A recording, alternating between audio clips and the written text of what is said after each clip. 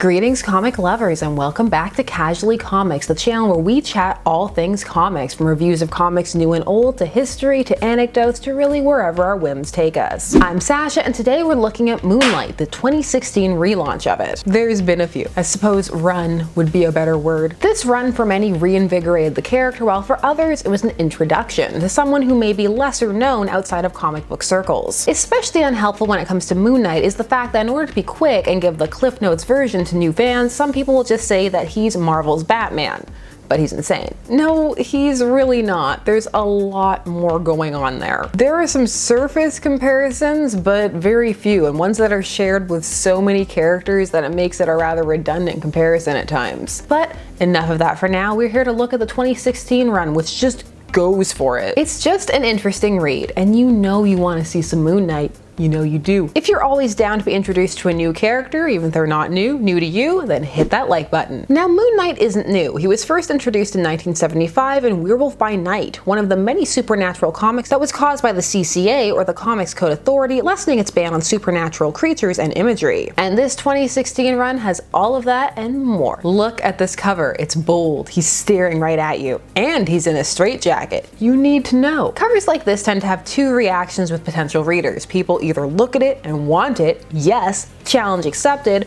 or it's too much, too direct, stop staring at me, I don't want it. Also, for some, his mask on this first cover may look a little iffy. There's reasons for that. For me, this cover was very much, oh yes please, add to cart. You think you can stare at me? I'll stare at you. Although mostly it was because this cover promises one of the most cliched, overplayed plots that I still love. It's a trope at this point. It's trapped in an insane asylum. Are they crazy? Are they not crazy? Who knows?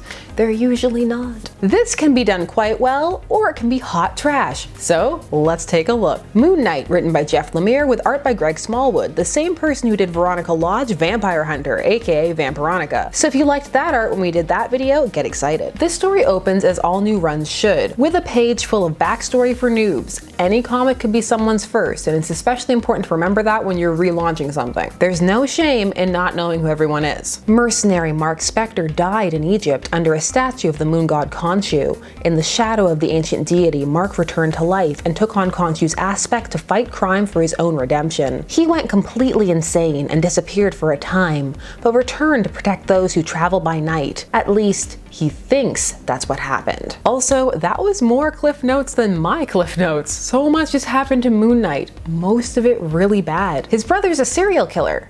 Fun fact. Welcome to Egypt, part 1 of 5. The comic opens with what in my opinion is gorgeous art of Marc wandering the desert, calling to Khonshu. In his search, he enters the tomb, seemingly recalling his death when he first met Khonshu. If you are to be reborn, you must suffer through pain.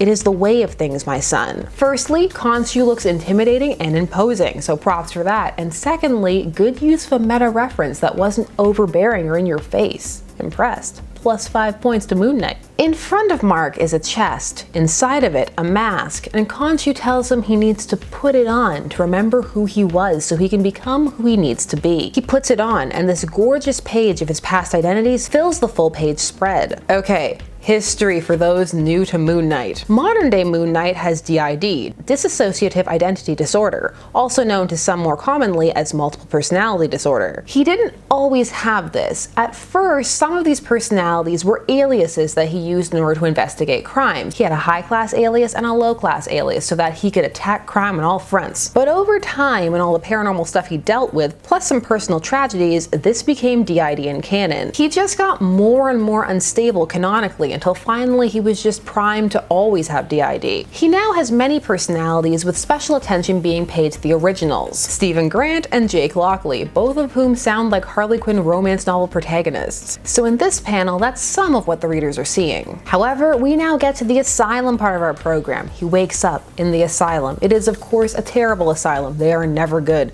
The orderlies are bad, abusive, they're beating him, he's getting shock therapy, just everything. It also from here on gets very Legion-y, like Legion from Effects, the series about David Haller, Xavier's son. The first season had a decently portioned David Haller in an insane asylum plot. That was announced in 2015, with the first season airing in 2017. Chicanery or parallel thought?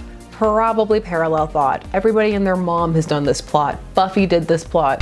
She believes she's some type of hero in a fantastic world beyond imagination. Do you know where you are, Buffy? Sunnydale. No, none of that's real. You're in a mental institution. You've been with us now for 6 years. As Mark wanders the asylum, he sees news footage of Moon Knight taking on one of his arch foes, Stained Glass Scarlet, or Scarlet for short. He watches confused because he's pretty sure that he's Moon Knight. One of the other patients begins talking to him, Bertrand Crawley, telling him that he is the fist of Khonshu and that he needs to remember who he is. But before anything can come of this, the same orderlies who beat him up come and get him because it's time for therapy, which in these plots is never a good thing. It's always the time for maximum confusion. He goes to see his doctor, who is dressed all in red and has red hair. Dare I say, scarlet. Hint, hint. That's not me spoiling anything. This comic plays a lot with colors and very much has a kind of faded out white color palette for most of it. So when something is bright and colorful, it really pops and it's purposeful. Also, this isn't a very dialogue heavy book. A lot of the times it lets the art speak for itself, which proves to be a very strong move because the art does work and conveys a lot. In comics, which are a mix of the visual and the textual, when you can do something like this, it relays a real strength in the story itself. I'm gushing about visual mediums again. I'm just a big fan. His doctor tells him that he's an orphan, that he's always been there. Moon Knight is a fantasy, a journal he's kept all his life. If someone ever tells you that you've always been somewhere, run. It's a parallel dimension. Something has gone horribly wrong. She also tells him, I do want to help you. I've always been your friend. Run. Those are words of evil. Friendship is magic. Dark magic. That night, he calls on Khonshu and asks him to tell him what is true, and Khonshu tells him that he already knows what's true.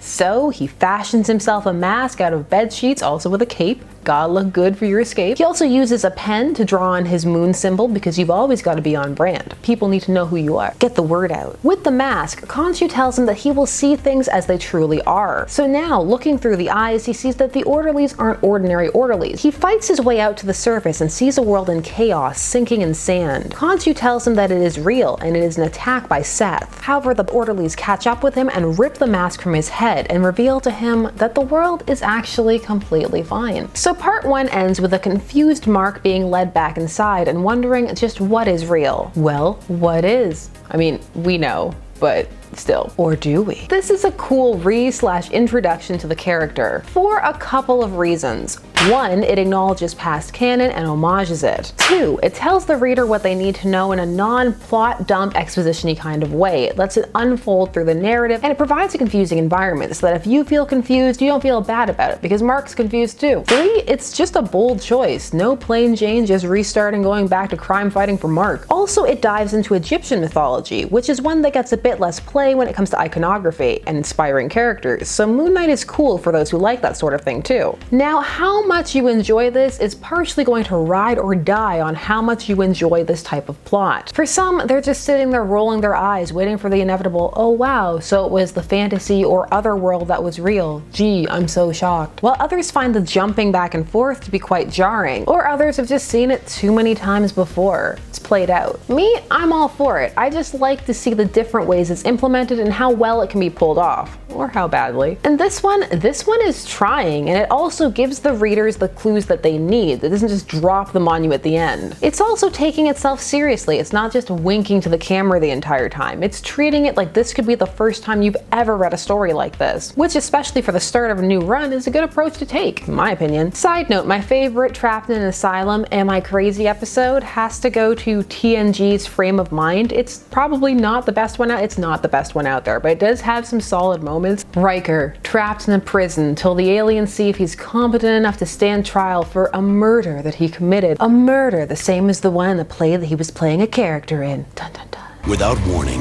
Riker falls victim to an unknown hysteria. Who are you? And the crew fears he's suffering from a mental breakdown. The mind can manufacture all kinds of things. But are they all in the grips of a powerful delusion? None of it's real. You're still with us on the Enterprise. Or is Riker slipping into a terrifying madness? Someone from classic YouTube also made a techno remix from this episode, and it is fantastic, and I will link it down below because you need that vintage YouTube goodness in your life. What's your favorite Asylum episode, or do you not like them? Also, do you like Moon Knight, or was this your first introduction? If so, are you interested? Do you want to know more? Answer all questions down below, and while you're down there, please do all of the YouTube things. Like, share, comment, subscribe, and hit that bell notification so that you never miss a vid. I'm Sasha, and thanks so much for watching Casually Comics. I'll see you again soon. Bye-bye.